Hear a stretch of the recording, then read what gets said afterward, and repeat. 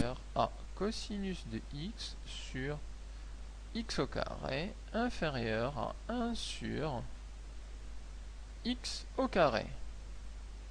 Quelle est la propriété que j'ai appliquée ici? Là, j'ai utilisé le fait que ayant A supérieur à B et C est strictement positif, donc AC est supérieur à BC. Seulement, je dois bien préciser que ce terme-là est positif, puisque là, le sens de l'inégalité n'a pas changé. Donc, il doit être forcément positif, et je vais le noter d'ailleurs, car 1 sur x carré est positif, et même strictement positif, au voisinage où on veut l'utiliser, c'est-à-dire au voisinage de moins l'infini. Le x carré étant toujours positif, même au voisinage de moins l'infini.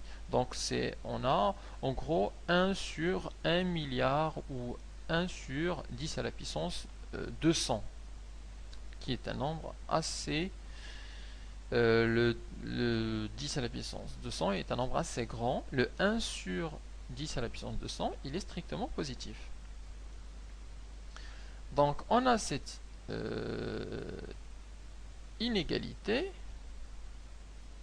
qui est la première condition du théorème des gendarmes. C'est quand la limite, donc f de x est compris entre g de x et h de x. Ça, c'est g de x. Ça, c'est h de i, c'est f de x. Et ça, c'est h de x. Alors, il faut maintenant calculer les limites.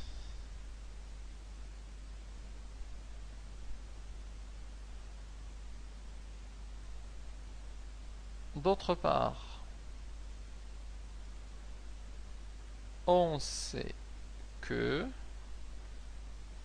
la limite de moins 1 sur x carré, lorsque x tend vers moins l'infini, 1 sur moins l'infini au carré, ça donne plus l'infini. Donc 1 sur plus l'infini, c'est égal à 0. Même avec le signe moins. Ça, c'est égal à 0. Et la limite de h de x.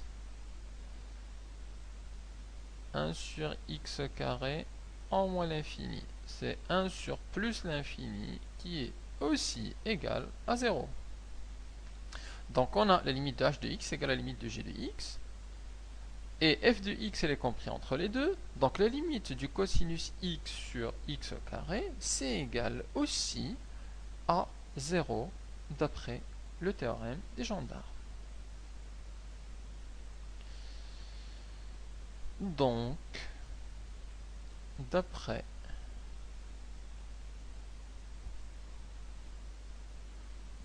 le théorème des gendarmes, la limite du cosinus x sur x carré lorsque x tend vers moins l'infini, c'est égal à 0. Et on a résolu cette limite-là en utilisant le théorème des gendarmes. On est parti de cet encadrement très intéressant pour le cosinus, qui est vrai aussi pour le sinus x. Vous pouvez bien imaginer ici que la limite, au lieu du cosinus, on avait un sinus. Sinus x divisé par x au carré. On aurait procédé de la même manière. Sinus x compris entre moins 1 et 1. Le sinus x est compris entre ces deux fonctions, et ainsi de suite, et ainsi de suite. On aurait trouvé aussi 0.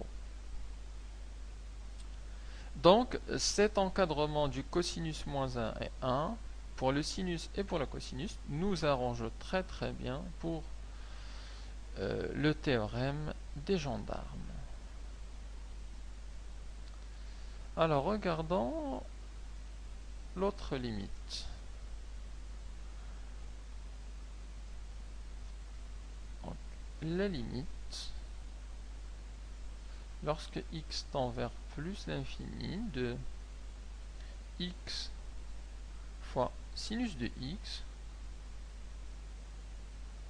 plus 2x.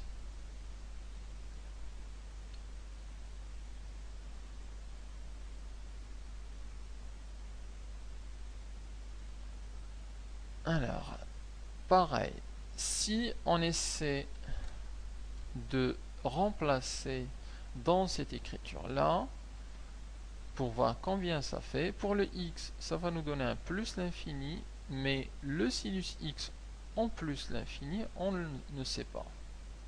Le 2x, c'est plus l'infini, mais le sinus x, on ne sait pas, donc on ne peut pas vraiment évaluer cette limite en plus l'infini. Il faut procéder autrement. On va utiliser le théorème des gendarmes. Alors, et on va partir de l'encadrement du sinus.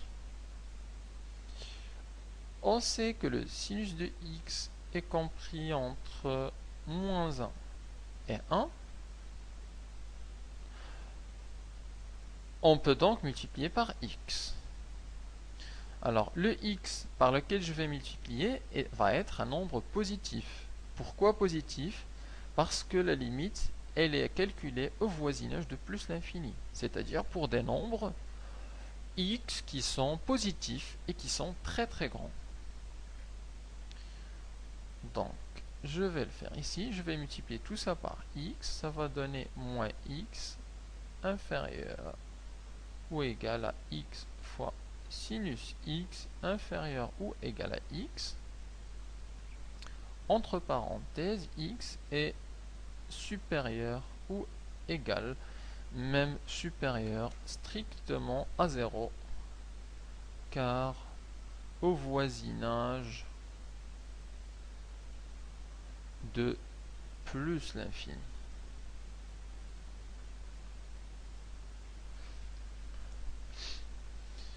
Continuons. On va prendre maintenant cette inégalité, on va rajouter le plus 2x pour avoir l'encadrement de ce terme-là. Donc on aurait x sinus x, on rajoute au milieu le 2x, qu'on va rajouter aussi à droite et à gauche. Donc ici on aurait 2x moins x, et là x plus 2x. Donc x sinus x plus 2x est compris entre 2x moins x, ça fait x, et x plus 2x, ça fait 3x. Donc on a cette fonction-là qui est comprise entre deux fonctions. On a ici le g de x, on a ici le h de x, et à l'intérieur, c'est le f de x, qui est la première condition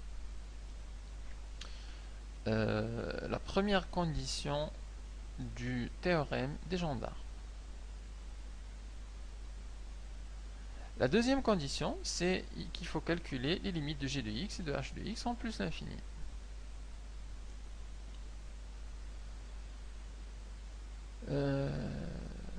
Calculons ici.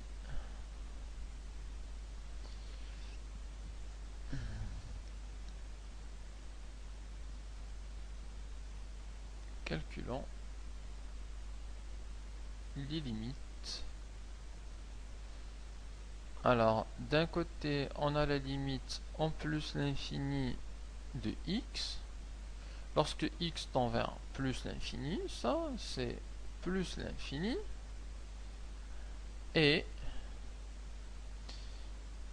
la limite de 3x. La limite de 3x. X tend vers plus l'infini, donc 3x il tend aussi vers plus l'infini. Donc on a ces deux fonctions g de x et h de x qui tendent vers plus l'infini. Et donc, d'après le théorème des gendarmes, la fonction qui est à l'intérieur, elle va tendre aussi vers plus l'infini. Donc, on déduit que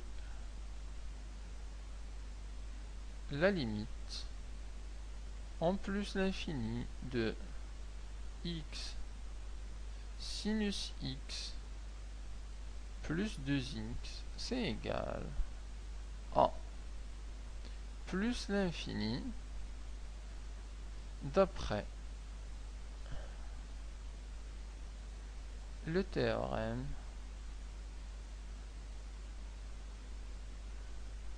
des gendarmes.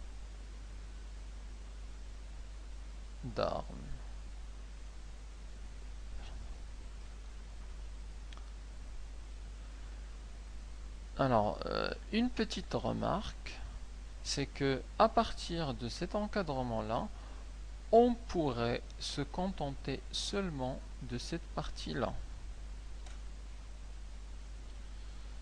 Une fois qu'on aurait un petit peu maîtrisé mieux ces calculs de limite, on pourrait se contenter simplement de cette partie-là. Dire que x sinus x plus 2x est supérieur ou égal à x.